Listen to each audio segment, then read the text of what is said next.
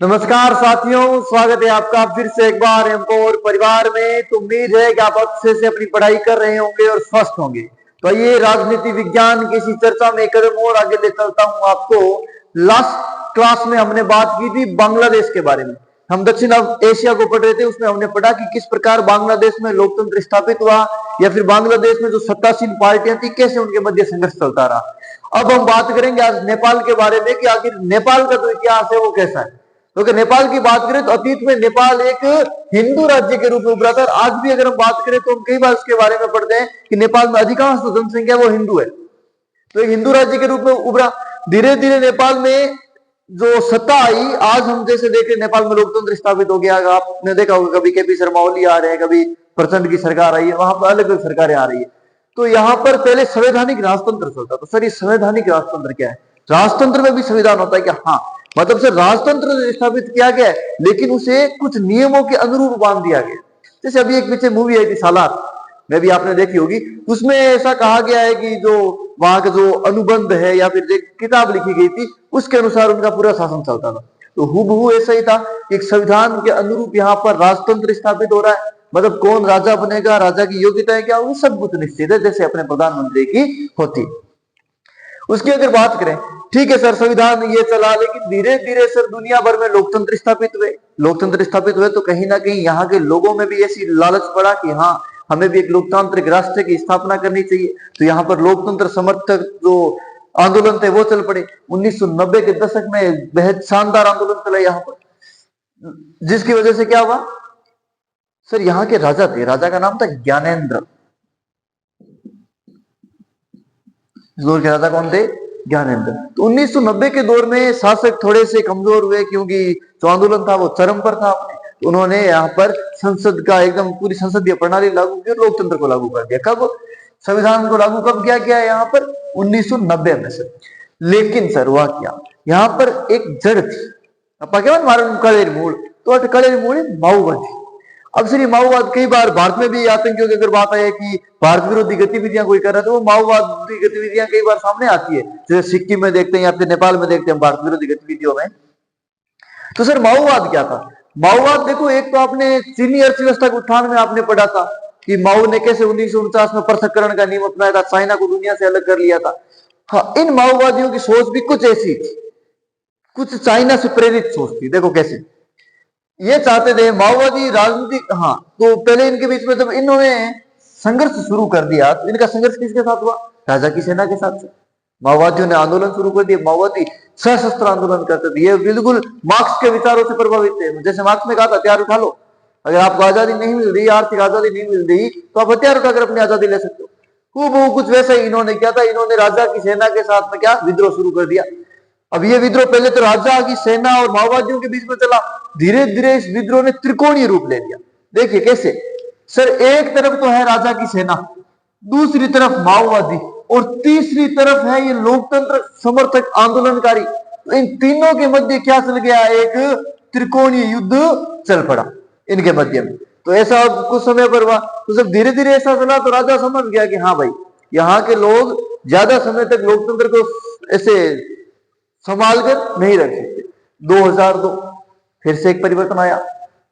यहाँ के राजा थे ज्ञानेंद्र ने जब ये सारी व्यवस्थाएं देखी, ये त्रिकोणीय संघर्ष देखे, तो उसने जो बची कुछ थोड़ा बहुत लोकतंत्र लागू किया था उसको भी 2002 में वापस भंग कर दिया। तो 2002 में राजा ने क्या कर दी? संसद को फिर से बंद कर दी।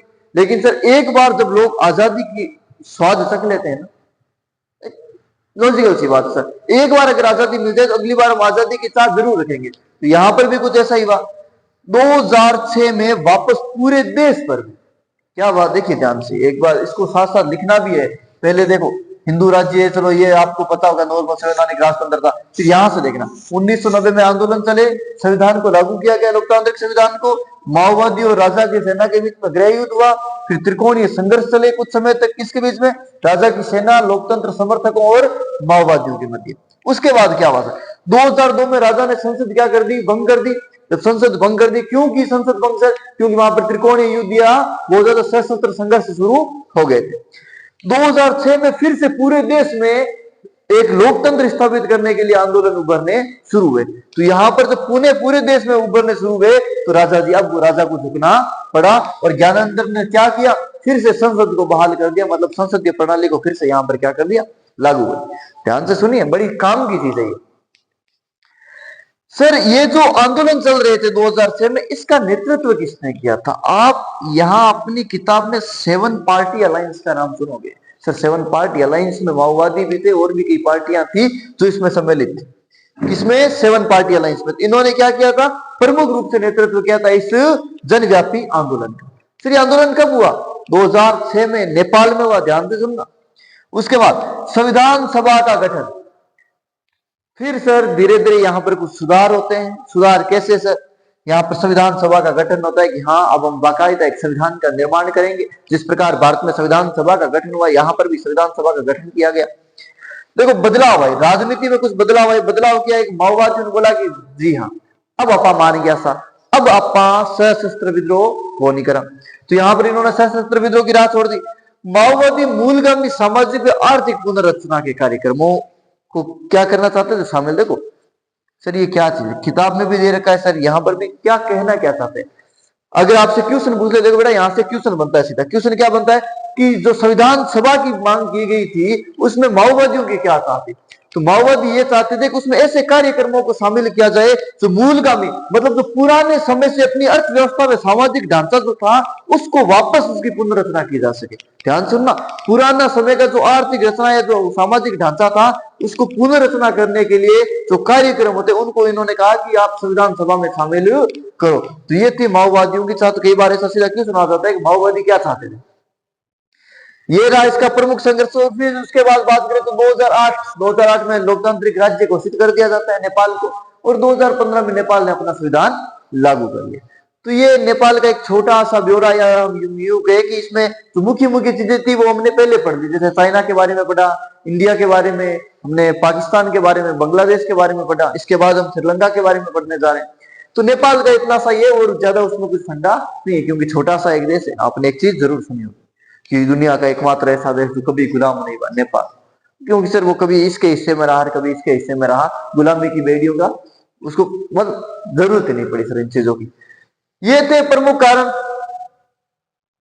हाँ देखो, किसी भी शासन को चलाने के लिए सरकार की आवश्यकता होती है, और सरकार यहाँ पर सबसे बड़ी दिक्कत ये थी कि सर शुरुआत में सर यहाँ पर आंदोलन, मतलब जो लोकतंत्र था वो इस तरह क्यों नहीं हो पा रहा था, क्योंकि सर प्रमुख रूप से एक नेता उभर कर नहीं आता, एक नेता उभर कर नहीं आता। ध्यान से सुनना सर, नेता तो बहुत सारे थे लेकिन बहुत सारे नेता ही तो अच्छे नहीं होते। मारवाड़ी में पर कहावत है कि घने घरारो पावनो भूखो एरिया करे, तो सेम ही अटी हुई अटकाइए, घना सारा नेता आ गया, सगड़न लगे कि मैं प्रधानमंत्री के काबिल हूं या मैं एक मजबूत नेता के रूप में काबिल हूं। इस वास्ते कोई भी सरकार बना होने से क्यों, और समय लगे 2008 तक यानी कहीं करना पड़ी, फिर इंतजार करना पड़ी वापस। तो ये रही लोकतंत्र और नेपाल में लोकतंत्र की कहानी। तो उम्मीद है समझ आ गया होगा। इसको लिख लीजिए, स्क्रीनशॉट ले लीजिए। फिर से अगले अध्याय में, अगली क्लास में मिलेंगे हम श्रीलंका में हुए जातीय संघर्ष के बारे में। देखिए अब श्रेणी के अनुसार चलते रहिए, हम श्रेणी से एकदम वीडियोस बना रहे हैं, आप भी श्रेणी से एकदम पढ़ते रहिए।